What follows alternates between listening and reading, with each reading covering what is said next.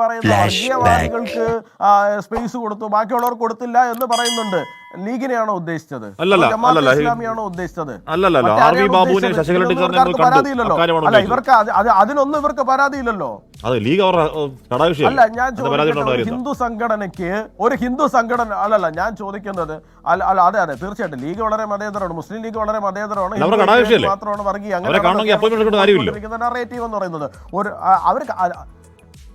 അതെ തീർച്ചയായിട്ടും. അപ്പോൾ ഒഫീഷ്യലി വീട്ടിന്റെ അകത്ത് കയറ്റി ഇരുത്തിയിട്ട് അവർക്ക് മുമ്പോട്ട് പോകുന്നതിനകത്ത് പ്രശ്നമില്ല. പുറത്തുനിന്ന് ആരെങ്കിലും വന്നൊരു അപ്പോയിന്റ്മെന്റ് ചോദിച്ചാൽ മാത്രമേ കൊടുക്കാൻ പാടില്ലായുള്ളൂ എന്നാണോ പറഞ്ഞു വരുന്നത്? എനിക്ക് മനസ്സിലാവുന്നില്ല. ഞങ്ങളുടെ യൗവനം, ഞങ്ങൾ കടന്നു വന്ന വഴികൾ, അത് വി ഡി സതീശനായാലും ഈ പറയുന്ന അലോഷി ആയാലും ഞങ്ങൾ ഉൾപ്പെടെയുള്ള ആളുകളായാലും KS-ലൂടെ കടന്നു വന്ന ആളുകളാണ്. അലോഷി തന്നെ പറയുന്നു, ഞാൻ അപ്പോയിന്റ്മെന്റ് തേടി സമീപിച്ചു, അപ്പോയിന്റ്മെന്റ് കിട്ടുന്നില്ല, പിന്നെയും ചോദിച്ചു, അപ്പോയിന്റ്മെന്റ് കിട്ടുന്നില്ല. ഇപ്പോ അതിനെതിരെ പരസ്യ വിമർശനമായി ഫേസ്ബുക്ക് പോസ്റ്റ് ഇട്ടിട്ട് പോയി മുഖ്യമന്ത്രിയെ കാണാൻ പോയാൽ ഒരുപക്ഷെ അത് പ്രശ്നമായിട്ടുണ്ടാവും. എന്തായാലും കാണാൻ ശ്രമിച്ചു, പരാജയപ്പെട്ടു. സ്ഥിതി അലോഷി തന്നെയാണ്. ഇവിടെ RV ബാബു എന്ന് പറയുന്ന അദ്ദേഹം പ്രതിപക്ഷ നേതാവായിരിക്കെ പോയ കാലത്തൊക്കെ വിമർശിച്ച RV ബാബുവിനെയും കഠിനമായ വാ തുറന്നാൽ വർഗീയത മാത്രം പറയുന്ന ധ്രുവീകരണം നടത്തുന്ന മറ്റൊരാളെയും കാണാനും അവരുടെ ഭാവം അനുഭാവപൂർവ്വം കേട്ടു വന്ന ഫേസ്ബുക്ക് പോസ്റ്റ് ഇടാനുമുള്ള സാവകാശം ഇപ്പൊ ജനാധിപത്യ തുറസ് അവിടെയുണ്ട്. കഠിനമായ ഭാഷയിൽ വൃത്തികേട് മാത്രം പറഞ്ഞ വെള്ളാപ്പള്ളിയുടെ പുത്രനെ കാണാനുള്ള സമയമുണ്ട്. നിങ്ങളുടെ തന്നെ പാർട്ടിയിലെ നിങ്ങളുടെ തന്നെ പ്രധാനപ്പെട്ട പോഷക സംഘടനയുടെ പ്രധാനപ്പെട്ട നേതാവിനെ കാണാൻ സമയമില്ലെങ്കിൽ എന്ത് തുറസിനെ പറ്റിയാണ് താങ്കൾ പറഞ്ഞത്? ഇപ്പോൾ CVR അനൂപ്, ഇത് നമ്മുടെ ശ്രദ്ധ തിരിച്ചുവിടാനുള്ള ഒരു ചട്ടമ്പി നാടകമല്ലേ എന്നാണ് ഞാൻ ചോദിക്കുന്നത്. തീർച്ചയായും അതിനോട് പോസിറ്റീവായി മുഖ്യമന്ത്രി പ്രതികരിക്കുന്നേ. ഇന്ന് നടന്ന സംഭവ വികാസങ്ങളോടൊന്നും ഞാൻ പ്രതികരിക്കുന്നില്ല, ഞാൻ ആ സ്ഥലത്തുണ്ടായിരുന്ന ആളല്ല. പക്ഷെ മുഖ്യമന്ത്രി അദ്ദേഹത്തെ കണ്ടിട്ടുണ്ടോ എന്ന് എനിക്കറിയില്ല. അത് അവർക്ക് മാത്രം അറിയാവുന്ന കാര്യങ്ങളാണ്. രാജു പി നായർ മാത്രമല്ല, മറ്റു ചിലർ കൂടി താങ്കൾക്കെതിരെ നിങ്ങളെ മീഡിയ പാനൽ ഒഴിവാക്കണം, കാര്യം നിങ്ങൾ സർക്കാരിനെ പ്രതിരോധത്തിലാക്കുകയാണ് എന്ന് പറഞ്ഞുകൊണ്ട് KP സംബന്ധിച്ചിടത്ത് കേൾക്കുന്നു. CVR താങ്കൾക്ക് ഉറപ്പുണ്ടോ മീഡിയ പാനലിൽ നിന്ന് താങ്കൾ പുറത്തേക്ക് പോവില്ല എന്ന്?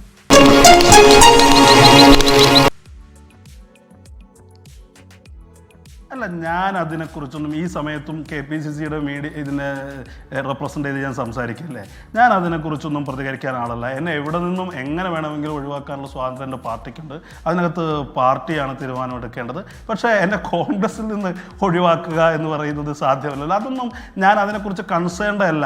ഇപ്പോൾ മീഡിയയിലിരുന്ന് സംസാരിക്കണോ, നാളെ തെരുവിൽ നിന്ന് സംസാരിക്കണോ, ഫേസ്ബുക്കിൽ നിന്ന് സംസാരിക്കണോ, എവിടെ ഇരുന്ന് സംസാരിച്ചാലും ആത്യന്തികമായി ഇത് പാർട്ടിക്ക് വേണ്ടിയാണ്. മീഡിയ മാത്രമാണ് മാറുന്നുള്ളൂ. എന്റെ നിലപാട് ഇത് തന്നെയാണ്. അതൊക്കെ എല്ലാവർക്കും അറിയുന്നതല്ലേ. എല്ലാ കാര്യമുണ്ടോ? എന്തിനാണ് ഇങ്ങനെ ഇല്ലാന്ന് നടക്കുന്നത്? താങ്കൾക്ക് തന്നെ ബോധ്യമുണ്ട് എന്താണ് ഈ പറയുന്ന വിദ്യാർത്ഥി സംഘടനാ കാലഘട്ടം മുതൽ അടുത്ത കാലം വരെ സംഘപരിവാറിന് വേണ്ടി സജീവ രാഷ്ട്രീയ പ്രവർത്തനം നടത്തിയ ആളാണ്.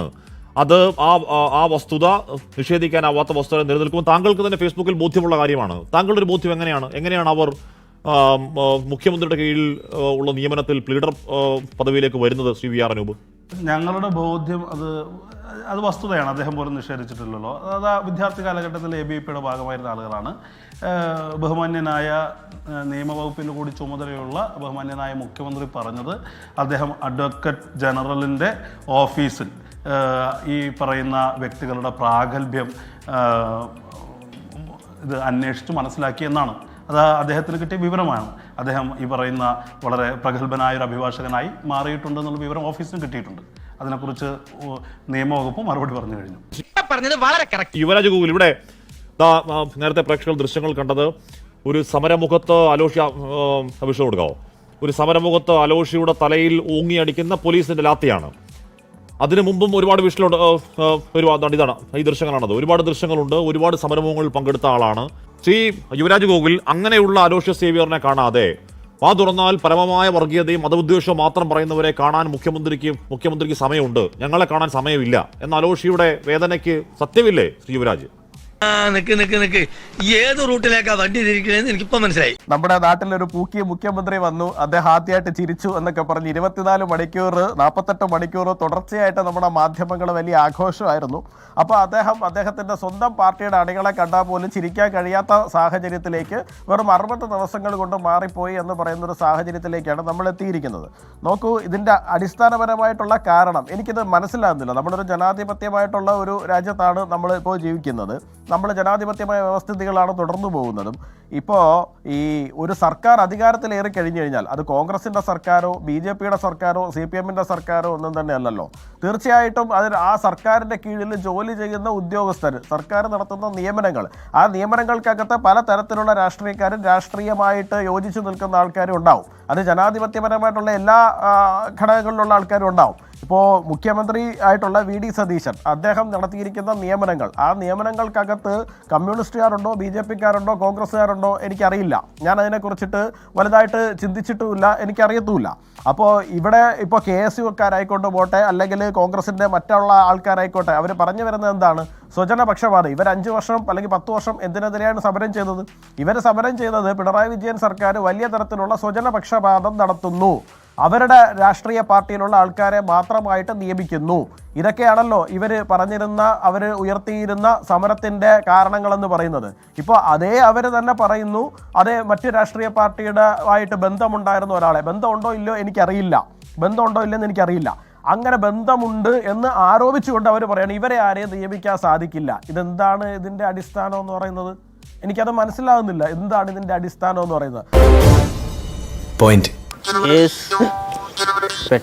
നോക്കൂ, കേരളത്തിനകത്ത് നമ്മൾ ചർച്ച ചെയ്യേണ്ടുന്നതായിട്ടുള്ള ധാരാളം വിഷയങ്ങളുണ്ട്.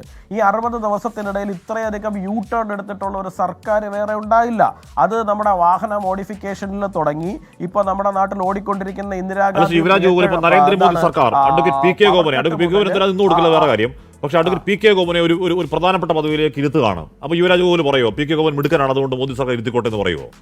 അത്രയല്ലേ ഉള്ളൂ അതിനകത്ത്. ഇപ്പോൾ ഏത് സർക്കാർ അധികാരത്തിലേക്ക് വരികയാണെങ്കിലും അവരുടെ ആളുകൾ ഈ പറയുന്ന പദവികളിലേക്ക് വരും. അതെല്ലാവർക്കും അലിഖിതമായ നിയമമാണ്. അവിടെ ഒരു സംഘപരിവാറിനെ കയറ്റിയിരുത്തിയാൽ ആളുകൾക്ക് വിഷമമുണ്ടാവും, അവർ പറയും.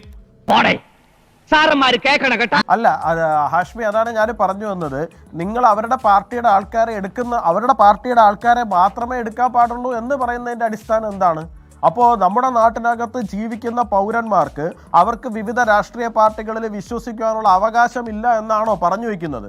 ഭരണഘടനയുടെ ഏത് ഭാഗം ചൂണ്ടിക്കാണ്ടിട്ടാണ് അവരത് പറഞ്ഞു വയ്ക്കുന്നത്?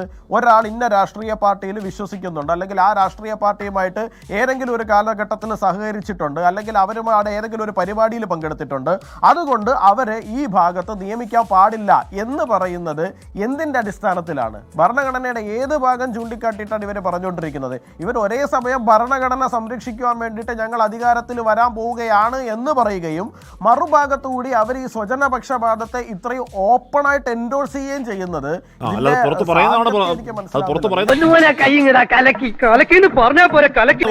നിങ്ങളും രാഷ്ട്രീയമായി ചെയ്യുന്നതൊക്കെയാണ്. അല്ല നിങ്ങളും ഒരു അധികാരത്തിലേക്ക് വന്നാൽ ഉടനെ CPM കോൺഗ്രസിനെ പിടിച്ച് പദവിയിൽ വെക്കില്ല. പക്ഷെ പുറത്ത് പറയില്ല.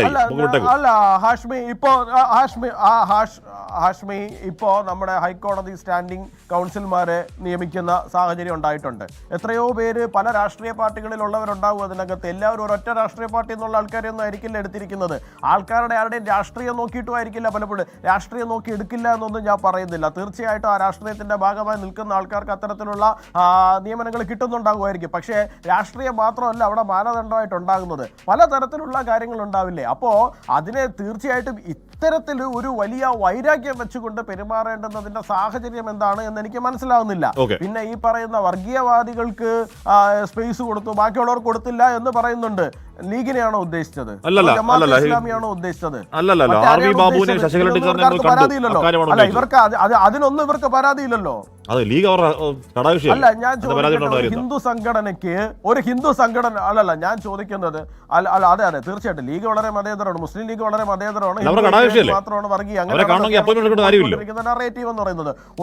അവർക്ക് അതെ തീർച്ചയായിട്ടും. അപ്പോൾ ഒഫീഷ്യലി വീട്ടിൻ്റെ അകത്ത് ഗേറ്റ് ഇരുത്തിയിട്ട് അവർക്ക് മുമ്പോട്ട് പോകുന്നതിനകത്ത് പ്രശ്നമില്ല. പുറത്തുനിന്ന് ആരെങ്കിലും വന്നൊരു അപ്പോയിൻമെന്റ് ചോദിച്ചാൽ മാത്രമേ കൊടുക്കാൻ പാടില്ലായുള്ളൂ എന്നാണോ പറഞ്ഞു വരുന്നത്? എനിക്ക് മനസ്സിലാവുന്നില്ല.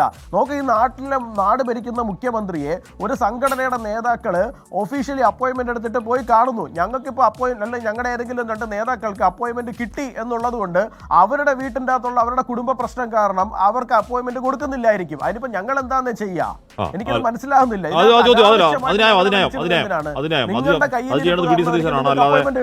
അറിവ് ബാബുവിന് അപ്പോയിന്റ് കിട്ടില്ല, അറിവ് ബാബു കുറ്റക്കാരാണോ? അല്ല, ഞാൻ